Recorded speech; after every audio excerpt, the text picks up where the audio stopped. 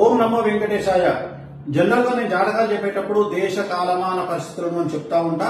ఆ దేశ కాలమాన పరిస్థితులను బట్టి కలియుగంలో జనాలు ఎక్కువగా ఫేస్ చేస్తున్నది, సమస్యల బారిన పడుతున్నది కారణం బలుపు. సో ఇవాళ మన హెడ్ లైన్స్ వచ్చి బలుపు, ఈగో. కొద్దిగా పెద్ద వీడియో పెడతాను, దయచేసి అందరూ చివరి వరకు చూడండి. సో దీన్ని బలుపు అంటే ఈగో. సో మనం గ్రహాలను తీసుకున్నాం. ఫస్ట్ బుధుడు ఏం చేస్తాడంటే బలుపుని ఇస్తాడు. చంద్రుడు ఏం చేస్తాడంటే చులకన భావాన్ని ఇస్తాడు. అంటే ఇతరులు అంటే చులకనగా మాట్లాడము, చులకనగా చూడడం అనేది చంద్రుడు ఇస్తాడు. కుజుడు ఏం చేస్తాడు అంటే కుళ్ళు, కుతంత్రాలు. అంటే ఒక వ్యక్తి బాగుపడుతుంటే చూసి ఓర్వలేనితనము, అలాగే కుతంత్రాలు అంటే వాళ్ళని ఎట్లా కిందికి దించాలా, కాళ్ళు పట్టుకుని లాగాలా అని చెప్పి ప్రయత్నం చేసేటువంటి కుతంత్రాలు.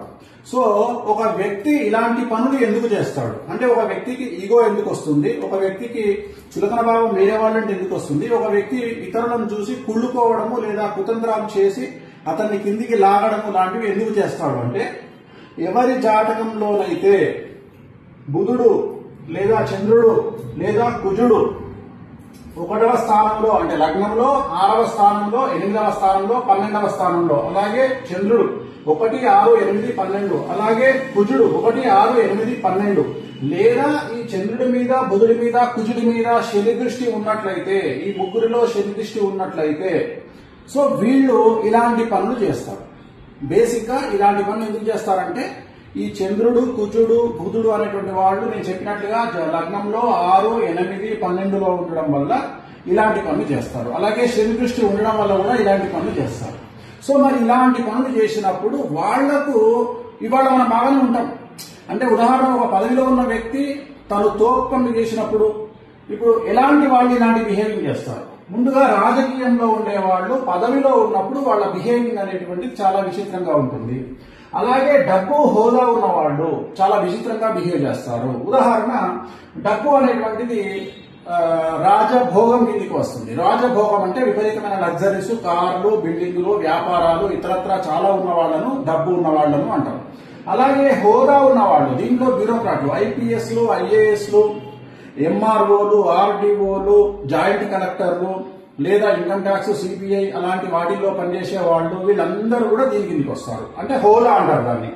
సో వీళ్ళు. అలాగే సక్సెస్ ఉన్నటువంటి సెలబ్రిటీలు, అంటే సక్సెస్ ఉన్నటువంటి సెలబ్రిటీలు, సక్సెస్ ఉన్నా లేకపోయినా సెలబ్రిటీయే, కానీ సక్సెస్ ఉన్నప్పుడు విర్రవీగేటువంటి సెలబ్రిటీలు. అలాగే ఇప్పుడు ప్రజెంట్ తీసుకుంటే ఇన్స్టాగ్రామ్ లో, ఫేస్బుక్ లో, యూట్యూబ్ లో మమ్మల్ని జనాలు గుర్తిస్తున్నారు, మాతో సెల్ఫీ దిగుతున్నారు అని బిహేవ్ చేసేటువంటి సెలబ్రిటీలు. అలాగే పనిచేసే ప్రదేశము లేదా యజమాని లేదా సంస్థల వల్ల, అంటే ఒక ప్రదేశంలో పనిచేస్తున్నప్పుడు, లేదా ఒక మినిస్టర్ దగ్గర పనిచేస్తున్నప్పుడు, లేదా ఒక తోపు సెలబ్రిటీ దగ్గర పనిచేస్తున్నప్పుడు, లేదా ఒక పెద్ద సంస్థలో, గుర్తింపు పొందే సంస్థలో పనిచేస్తున్నప్పుడు ఆ ఉద్యోగం చేయడం వల్ల వాళ్ళు ప్రదర్శించేటువంటిది, ఇప్పుడు నేను పైన ప్రదర్శించే బలుపు గాని, చులకన భావం గాని, కుళ్ళు, కుతంత్రాలు గాని, అంటే ఎవరిని చూసుకొని అంటే వాళ్ళ యజమానిని చూసుకొని. సో దానివల్ల. అలాగే ఇప్పుడు ఈ బిహేవింగ్ చేస్తారు, బాగానే ఉంది, కానీ బిహేవింగ్ తర్వాత ఏం జరుగుతుంది దాని గురించి మనం మాట్లాడుకుందాం. సో ఫస్ట్ రాజకీయ నాయకులంగా తీసుకున్నట్లయితే పదవి కోల్పోవడం. ఎప్పుడైతే పదవి కోల్పోయినాడో ఇమ్మీడియట్ గా శత్రువుల విజృంభణ. అంటే వీళ్ళ పదవి పోతే రాజకీయంగా ఏం జరుగుతుంది, వీళ్ళ శత్రువులు అభివృద్ధిలోకి వస్తారు, అంటే వీళ్ళ శత్రువులు పదవిలోకి వస్తారు. అప్పుడు ఏం చేస్తాడు, ఈయన మీద దాడి చేయడం స్టార్ట్ చేస్తాడు. అలాగే డబ్బు, హోదా. ఇప్పుడు ఉదాహరణ, ఒక మంచి అడ్మినిస్ట్రేషన్ లో ఉన్నటువంటి ఒక ఐపీఎస్, ఐఏఎస్ ఎవరో ఒకళ్ళు తాను ఉన్నప్పుడు నిర్వహించేటువంటి పనులు, ఆ యొక్క ఈ గ్రహాల ప్రభావం చేత తను బిహేవింగ్ చేసిన దానికి తను వేరే గవర్నమెంట్ వచ్చినప్పుడు, తన శత్రువులు అధికారంలోకి వచ్చినప్పుడు వీళ్లను జైలుకు పంపించాలి అనే ప్రయత్నం జరుగుతుంది.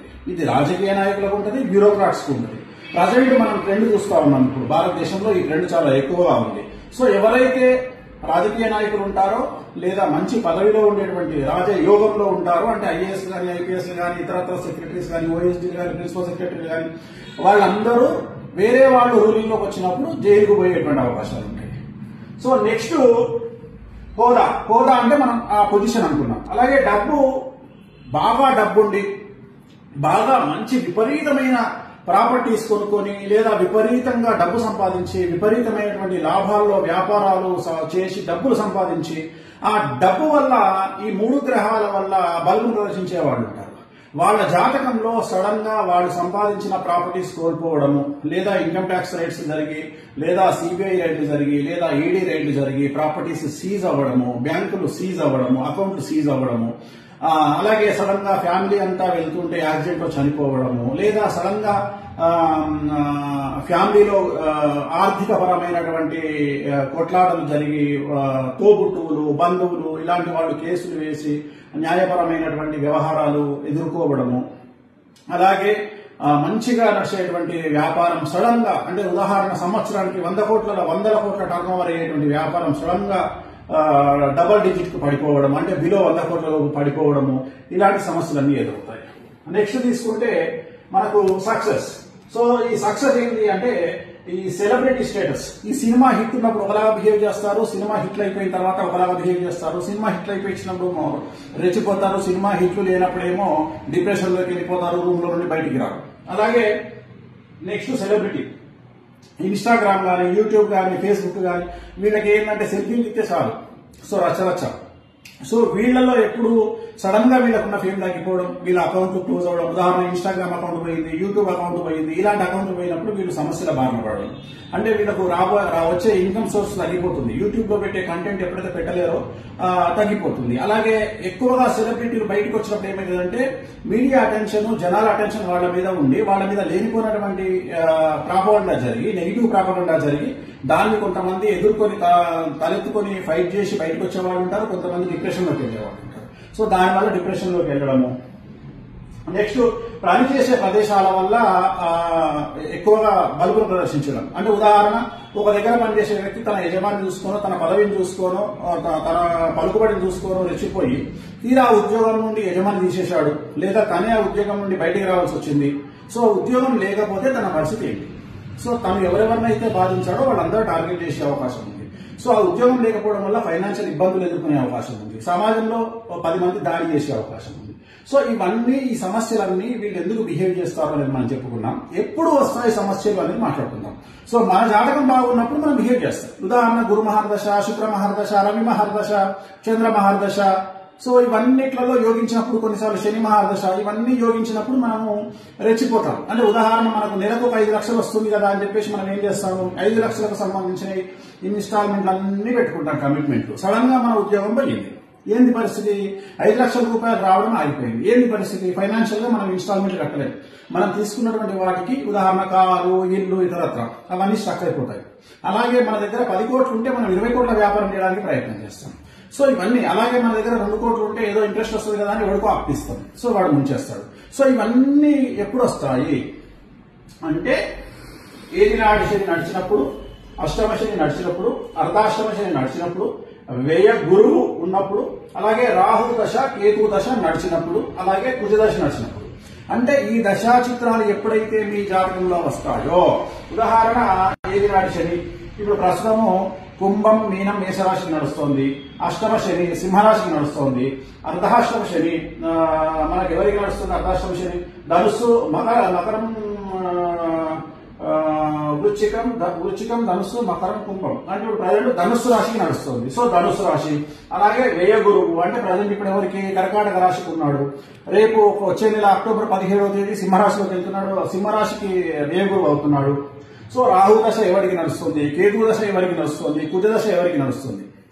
సో ఈ దశా చిత్రాలు వచ్చినప్పుడు వీళ్ళు కొంతమంది పదవిని కోల్పోవడం, కొంతమంది ప్రాణగండాలు ఎదుర్కోవడం, అంటే ఆరోగ్యపరమైన ఇబ్బందులు ఎదుర్కోవడం, కొంతమంది న్యాయపరమైన చిక్కులు ఎదుర్కొని జైలుకు పోవడం, కొంతమంది income tax, GST, sales tax, commercial tax, లేదా ఈడీ, సిబిఐ లాంటి కేసులు ఎదుర్కోవడం, లేదా కొంతమంది మంచి పొజిషన్ లో ఉన్నటువంటి, అంటే ఉదాహరణ ఇప్పుడు పోలీసులు తీసుకుంటే లా అండ్ ఆర్డర్ లో ఉన్న పోలీసు లూప్ లైన్ లోకి వెళ్ళడం, లైక్ ట్రాఫిక్, లేకపోతే ఇంకెక్కడో పని లేనటువంటి ప్రదేశానికి, అంటే పరపతి లేనటువంటి ప్రదేశానికి ట్రాన్స్ఫర్ అవ్వడము.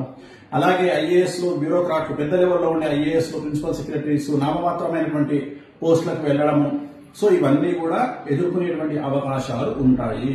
కాబట్టి ఎప్పుడే గాని మన పరిస్థితి బాగుంది కదా అని మనం ఎప్పుడు కళ్ళు నెత్తికెక్కినట్టుగా బిహేవ్ చేయవద్దు. సో సాధ్యమైనంత వరకు చాలా జాగ్రత్తగా ఉండాలి. ప్రజెంట్ భారతదేశ కాలమాన పరిస్థితులను బట్టి బట్ట కాల్చి మీదేయడం అనేటువంటిది చాలా ట్రెండింగ్ లో ఉంది. సో నేను నీ మీద బురద చల్లుతాను, నువ్వేమన్నా చేసుకో, నాకు సంబంధం లేదు. సో నేను తిట్టొచ్చు కానీ నువ్వు నా జోలికి రావద్దు, నేను నిన్ను విమర్శించవచ్చు, నువ్వు నా జోలికి రావద్దు. సో ఇలాంటి వ్యవహారం నడుస్తున్నటువంటి భారతదేశ ట్రెండ్. అలాగే నరఘోష చాలా తీవ్రంగా ఉంది. ఒక కారులో మీరు ఎక్కిపోతున్నా, మీ ఫ్యామిలీ వెళ్తున్నా చూసి తట్టుకునేటువంటి జనాలు లేరు. అది స్నేహితులైనా, బంధువులైనా, మన వాళ్ళు ఎవరైనా సరే. ఒక ఉద్యోగం మంచిది వచ్చినా, ఒక కారు కొనుక్కున్నా, ఒక పెళ్లి చేసుకున్నా, ఒక ఇల్లు కట్టుకున్నా, సో ఏది చేసుకున్నా నరఘోష, నరదృష్టి అనేది చాలా తీవ్రంగా ఉంది. అది తిరుమల వెంకటేశ్వర స్వామి వారికే తప్పడం లేదు నరదృష్టి. సో మనం ఎంత అవ్వాలము, సో నరదృష్టి అనేటువంటిది రెగ్యులర్ గా ఉంటుంది. సో మరి వీటికి ఏం చేసుకోవాలి అంటే, భగవంతుడు కమాండ్ చేసే జాతకం 88% అయితే మన చేతిలో 12% అనేటువంటిది తగ్గి ఉండడం. సో మనం ఎప్పుడైతే మనకు ఎదురుగాలి వీస్తుంది అని అనుకుంటామో అప్పుడు తగ్గి ఉండడము. అలాగే ఈ రోజు మనము పొజిషన్ లో ఉన్నాం కదా, ఈ రోజు మనం ప్రభుత్వంలో ఉన్నాం కదా, లేదా ఈ రోజు మనం డ్యూటీలో ఉన్నాం కదా, ఈ రోజు మన దగ్గర డబ్బులు ఉన్నాయి కదా, సో ఇలాంటి ఆలోచనలు చేయకండి. దీన్ని జాతక విశ్లేషణ, దేశ కాలమాన పరిస్థితుల విశ్లేషణ రెండింటినీ కలిపి నేను చెప్తా ఉన్నాను. ఎందుకంటే నా దగ్గరికి చాలా మంది వస్తుంటారు. మొన్నటి వరకు 6 నెలల వరకు మేము 100 కోట్ల బిజినెస్ చేసాం స్వామి, సడన్ గా ఇప్పుడు బిలో 10% పడిపోయింది అంటే ఒక 10 కోట్ల బిజినెస్ వచ్చింది. సో దీన్ని బేస్ చేసుకున్న వాళ్ళు ఎన్నో కమిట్మెంట్స్ ఉంటాయి. ఇప్పుడు ఉదాహరణ మైనింగ్ చేసే వాళ్ళ గురించి మాట్లాడుకుందాం. మైనింగ్ చేసే వాళ్ళు ఏం చేస్తారు, సడన్ గా కొన్ని 100 కోట్ల రూపాయల మైనింగ్ చేసేటప్పటికి ఇక్కడ ప్రొక్లైనర్, జేసీబీలు, ఇతరత్ర ఇనుము రకమైనటువంటి ఐటమ్స్ అన్ని కొనేస్తారు. కొనేసి ఒక 50 కోట్ల 100 కోట్ల ఇన్వెస్ట్మెంట్ పెట్టేస్తారు. తీరా చూస్తే ఆ మైనింగ్ అనేది సడన్ గా కొత్త గవర్నమెంట్ వచ్చి లేదా ఎవరికైనా పడకపోవడం వల్ల ఆ ప్రాజెక్ట్ ఆగిపోతుంది. అప్పుడు ఏమవుతుంది, ఆ ప్రాజెక్ట్ ఆగిపోయింది అంటే మీరు పెట్టినటువంటి 100 కోట్ల రూపాయలు రిజల్ట్ అనేది శూన్యం. సో ఇలాంటివి జరిగే అవకాశం ఉంటుంది. సో అందుకనే జాగ్రత్తగా ఉండండి. ప్రస్తుతం దేశ కాలమాన పరిస్థితులు చాలా బాగా లేవు. అన్నిటికంటే ముఖ్యమైన విషయాన్ని చెప్పదలుచుకున్నా, ఎప్పుడైతే మీరు సెలబ్రిటీయో, డబ్బు సంపాదించడమో, మీకు పేరు ప్రఖ్యాతులు వచ్చినాయో ఖచ్చితంగా మీరు సమాజంలో సమస్యలను ఎదుర్కోబోతున్నారు అని మానసికంగా ఫిక్స్ అవ్వండి. ఈ సమాజంలో శుద్ధపూస ఎవ్వరూ లేరు కాబట్టి ఎవడో మనల్ని విమర్శిస్తాడు, ఎవడో మనల్ని తప్పుపడతాడు, లేదా ఎవడో మన గురించి ప్రాపగండ చేస్తాడని మర్చిపోండి. ఎందుకంటే ఎవరు శుద్ధపూసలు కాదు. సమాజంలో తప్పు చేయకుండా బతికేవాడు ఎవడూ లేడు. అలాగే సక్సెస్ అనేది వాడు వస్తుంది, రేపు వెళ్తుంది. ఈ రోజు సక్సెస్ రాగానే పొంగిపోవడము, కింగిపోవడము తప్పు. సక్సెస్ ఎలా కొట్టాలని ఆలోచించండి. ఒక సినిమా హీరో, మీకు తెలియకపోవచ్చు, సినిమా హీరోలు ఫెయిల్ అయితే సంవత్సరం నుండి కూడా బయటికి రానటువంటి సినిమా హీరోలు నాకు తెలుసు. అలాగే మంత్రి పదవులు కోల్పోయి ఎమ్మెల్యేలుగా ఓడిపోయి సంవత్సరాలు ఇంట్లో ఉండి డిప్రెషన్ కు లోనైనటువంటి రాజకీయ నాయకులు నాకు తెలుసు. అలాగే లవ్ ఫెయిల్యూర్ అయ్యి నమ్మినవాడు మోసం చేసిన హీరోయిన్లు నాకు తెలుసు. సో ఇలా చాలా మంది చాలా రకాలుగా నా దగ్గరికి వస్తుంటారు. సో ఎందుకు చెప్పాలనుకుంటున్నానంటే, జాతకాన్ని కూడా మనం 12% స్వయంకృతాపరాధం అంటాం. అంటే గాలిలో దీపం పెట్టి దేవుడు ఏమంటాడంటే, దేవుడా అని చెప్పి మనం ఆశించొద్దంట, మన ప్రయత్నం మనం చేయాలంట. ఏం చేస్తున్నాము, దేవుడు ఆడ గాలిలో దీపం ఉంటే అట్లీస్ట్ ఆ 2 చేతులతో దీపాన్ని ఆపే ప్రయత్నం చేస్తున్నాం. అంటే గాలిని కంట్రోల్ చేసే ప్రయత్నం మనం చేస్తే భగవంతుడు అనుకుంటాడట, ఓహో వీడు ప్రయత్నం చేస్తున్నాడు కాబట్టి వీడికి నేను సహకరించాలి అని గాలిని కంట్రోల్ చేస్తాడంట. సో నేను అనేది పాయింట్ ఏంటంటే, మనకు భగవంతుడు సహాయం ఎలాగో ఉంటుంది, కానీ మనం చేసే ప్రయత్నం, మానవ ప్రయత్నం మిస్ అవుతుంది. ఆ ప్రయత్నాన్ని చెయ్యండి. చాలా మంది మేము కష్టపడి పైకి వచ్చినామంటారు. కష్టపడి పైకి వచ్చినామనే మాట ఇక్కడ మాట్లాడకండి. కసితో పైకి వచ్చినామని మాట్లాడండి. ఎవడైనా కష్టం చేస్తేనే పైకి వస్తాడు, కష్టం చేయకుండా ఎవరు పైకి రారు. కానీ కసితో పని చేయండి. కలియుగంలో ఇప్పుడు మనం ఉన్నటువంటి సమయంలో కష్టపడి పని చేస్తే సక్సెస్ దక్కదు, కసితో పని చేస్తే సక్సెస్ దక్కుతుంది. అలాగే ఎంత ఎదిగినా ఒదిగి ఉండడం అనేటువంటిది నేర్చుకోండి. సో ఇది మానవ ప్రయత్నం అని చెప్తా ఉన్నా నేను. అలాగే డబ్బులు చేతిలో ఉన్నాయి కదా అని ఇష్టం వచ్చినట్లుగా ఇన్స్టాల్మెంట్ లో వస్తువులను కొనడము, ఇష్టం వచ్చినట్లుగా కార్లు కొనడము, ఇష్టం వచ్చినట్లుగా షో ఆఫ్ చేయడము మరీ ఎక్కువైపోయింది ప్రస్తుత కలియుగంలో. సో జాగ్రత్తగా ఉండండి. రాబోయేటువంటి పరిస్థితులు చాలా కష్టతరంగా ఉండేటువంటి అవకాశాలు ఉన్నాయి. ఎందుకంటే గురువు ఎప్పుడూ అతిచారంలోకి వెళ్ళలేదు. ఫస్ట్ టైం నాకు బుద్ధి తెలిసినప్పటి నుండి గురువు సంవత్సరంలో 2 రాశులు మారుతా ఉన్నాడు. గురువు ఎప్పుడు ఒకటే సంవత్సరంలో ఒకటే రాశి మారుతాడు. అలాంటిది వచ్చే నెల అంటే అక్టోబర్ 17వ తేదీ నుండి డిసెంబర్ 5 వరకు గురువు మిథున రాశి నుండి కర్కాటక రాశిలోకి ప్రవేశిస్తా ఉన్నాడు. తిరిగి అక్కడి నుండి మళ్ళీ వెనక్కి వస్తా ఉన్నాడు. సో ఇది మనం ఎక్స్పెక్ట్ చేయనటువంటి గ్రహ గమనములో ఒక అతిపెద్ద మార్పు, ఒక అతిపెద్ద సంచలనం. కాబట్టి ప్రతి మనిషి, గురువు అంటే ఏంటండి, అరే వాడికి గురుబలం ఉందా అంటారు. సో గురుబలం ఉంటేనే ఈ సెలబ్రిటీలు కానీ, పొలిటీషియన్లు కానీ, హీరోయిన్లు కానీ, హీరోలు కానీ, సెలబ్రిటీ స్టేటస్ కానీ, ఏదో ఒకటి విఐపి స్టేటస్ కానీ, బ్యూరోక్రాట్ స్టేటస్ కానీ, పదవి కానీ, ఇవన్నీ గురుబలం వల్ల వచ్చేవి. సో ఇప్పుడు రాబోయేటువంటి 48 రోజుల పాటు గురువు తాను సడన్ గా ఒక రాశిలోకి నుండి ఇంకో రాశిలోకి వెళ్లి మళ్ళీ వెనక్కి వస్తా ఉన్నాడు. అంటే ఉదాహరణ, మనం విమానం నడిపేటప్పుడు, కారు నడిపేటప్పుడు, పడవ నడిపేటప్పుడు, ఏదైనా ప్రయాణం చేసేటప్పుడు సడన్ గా ముందుకెళ్తున్నటువంటి బండిని సడన్ గా బ్యాక్ గేర్ వేస్తే, వెనకకి గేర్ మారిస్తే ఒక్కసారి ఏమైపోతుంది, క్రాష్ అయిపోతుంది. సో అలాంటి ఒక సిచ్యువేషన్ మనకు రాబోతా ఉంది. ఆర్థికంగా ఏదైనా సంచలనం జరగవచ్చు. సో ఇవన్నీ ఎవరైతే ఇప్పుడు నేను చెప్పినటువంటి గ్రహ గమనాలు ఉన్నాయో, ఈ గ్రహ గమనాన్ని బేస్ చేసుకొని జాగ్రత్తగా ఉండండి. రాబోయే కాలంలో వాటికి సంబంధించినటువంటి రెమెడీస్ మీ దగ్గరలో ఉన్నటువంటి జ్యోతిష్కులను కానీ, పంతులను కానీ, పండితులను కానీ అడిగి తెలుసుకోండి. సాధ్యమైనంత వరకు అనియమనిగా ఉండండి. సాధ్యమైనంత వరకు డౌన్ టు ఎర్త్ గా ఉండండి. కొద్దిగా ఈగోలు అలాగే అతిని తగ్గించుకొని మెలగడానికి ప్రయత్నం చేయండి. ఓం నమో వెంకటేశాయ.